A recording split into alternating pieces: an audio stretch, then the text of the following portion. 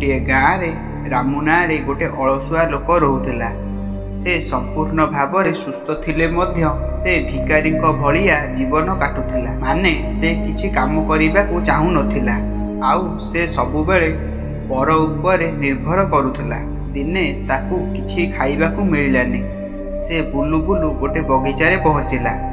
से सेठी गोटे आंब गछ देखिला।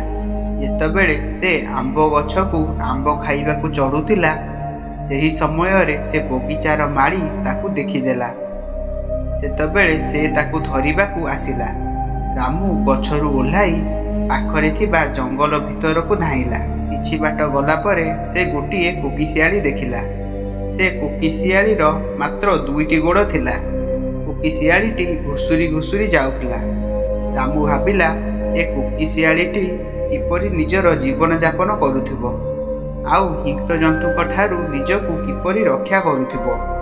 सेतबेले से एसबू भाबुथाए। से देखिला गोटे सिंह निज पाटिरे खंडे मांस धरी सेही कोकिशियाली पाखकू आसिला। सिंहटी को देखि सबू वन्य जंतु सेठारू पळाइले। रामू मध्य गोटे गछ उपरकू चढ़ीगला। सेठू से देखिला कि कोकिशियालीटी सेईठी रहिला।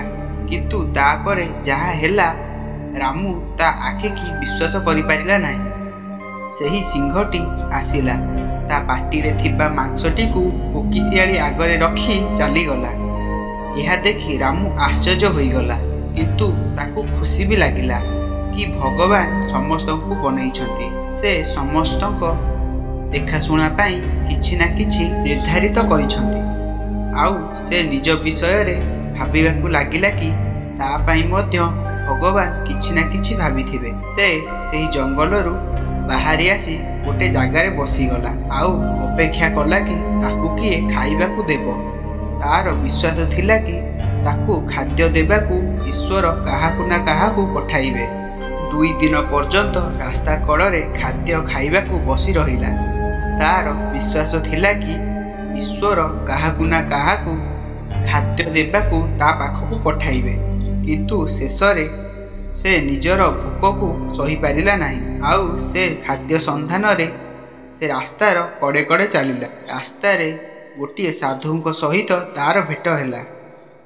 से ता सहित घटिथिबा सबु घटना साधुंकु कहिला। रामू सहित घटिथिबा घटना को सुनी साधु प्रथमे ताकू किछि खाइबाकू देले।